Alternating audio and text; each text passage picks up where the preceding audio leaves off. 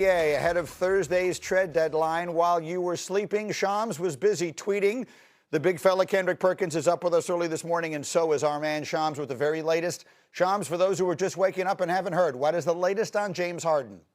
Greeny, this was stunning for the entire NBA. The Clippers and James Harden are now working together to find him a trade out of L.A. between now and Thursday's NBA trade deadline. The Cleveland Cavaliers have emerged as the most serious team so far in this conversation, and this all came about over the last few days. James Harden and the Clippers started conversations about his future. What does it look like next year? He has essentially a player option, but it's really a mutual option for next season. He's got a $13 million partial guarantee on $40 million, and the consensus was that there was uncertainty about whether James Harden would have a future, a longer-term future with the Clippers. And both sides sitting down and seeing, is there a much more beneficial path for the Clippers to see if they can get a young player moving forward, and James Harden to see, can I find a commitment from another team that potentially has a longer-term option for me, as well as the fact that he wants to compete for a championship. And this is a Clippers team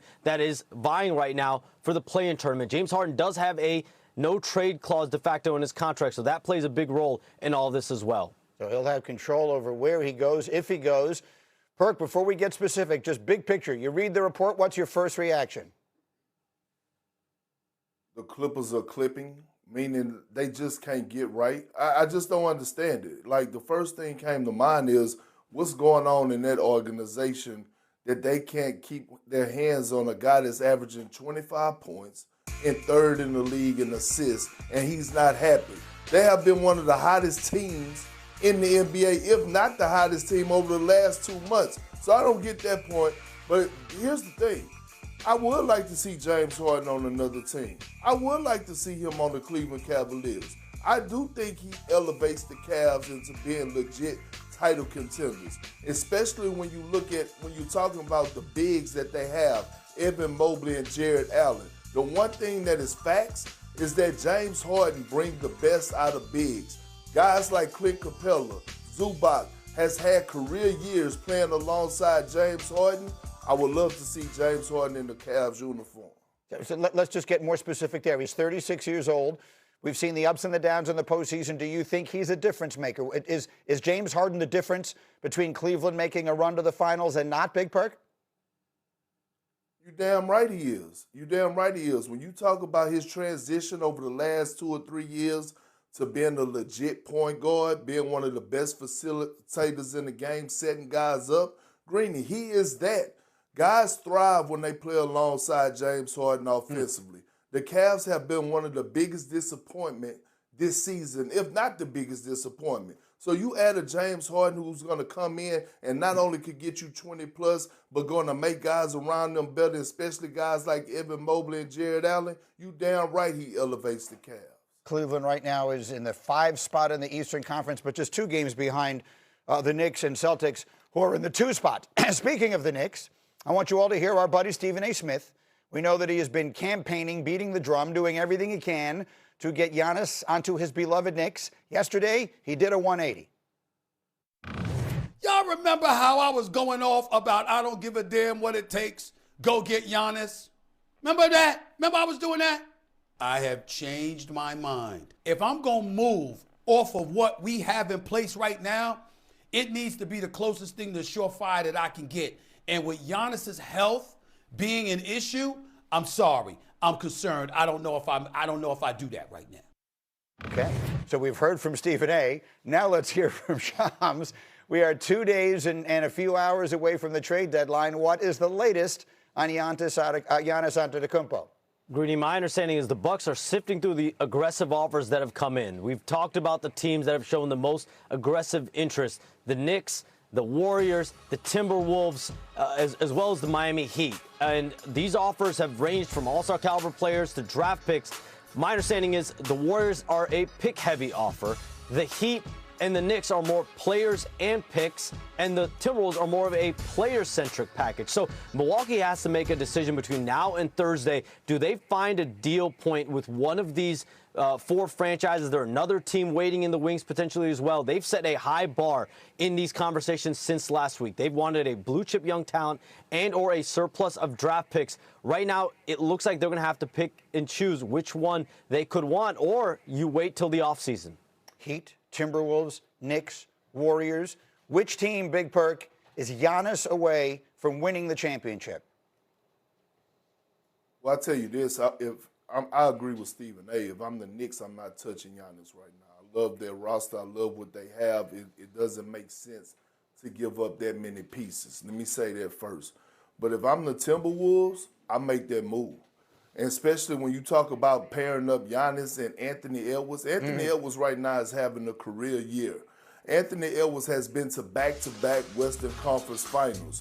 Anthony Edwards need a Giannis to get him over the hump, especially when you're talking about a tough Western Conference. So if I'm Minnesota, yes, I'm putting the package together because the team that they have right now that just lost to the Memphis Grizzlies last night without Ja Morant actually needs some type of life, and Giannis Antetokounmpo is that life. And here's the most important thing, Greeny.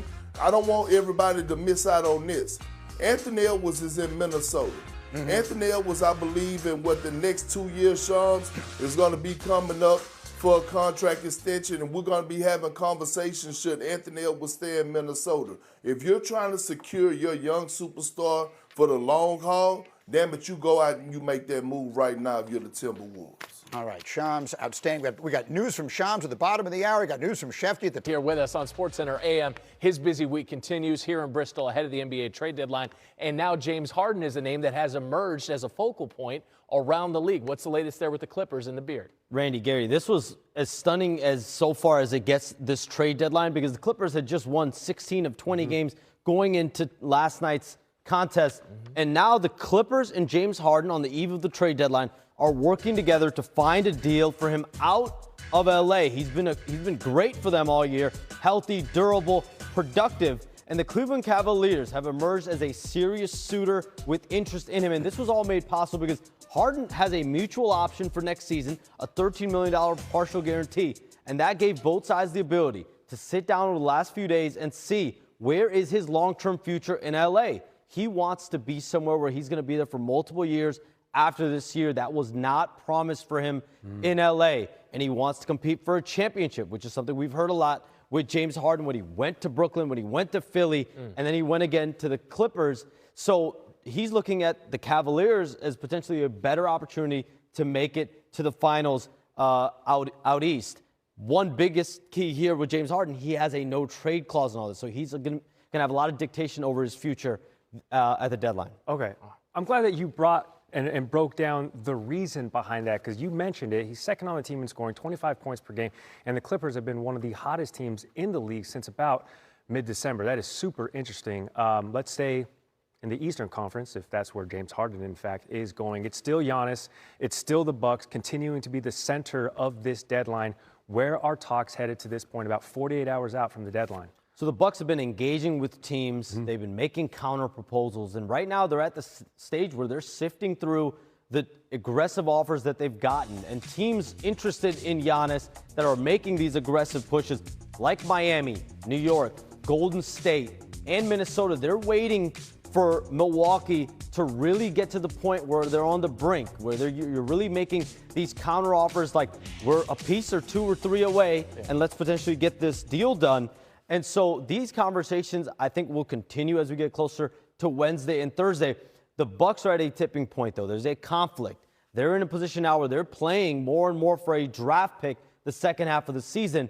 Giannis wants to play for a championship. He wants to play in the second half of the year. So there's a conflict of agendas with where both of these sides are going. They're now 11 games under 500. They've plummeted in the Eastern Conference. And so he wants and is ready for his exit, whether it's now or in the offseason. Very quickly, what do the Bucks expect to get back for Giannis?